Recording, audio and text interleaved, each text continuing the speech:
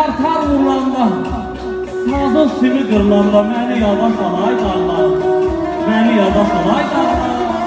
Ben bilirəm Aras, bilirəm çoxdur günahımız. Su dökmüşük ocağına dağlanır. Ya Rabbim görən bizi bağışlar mı? Benim düşüm ayağına dağlanır.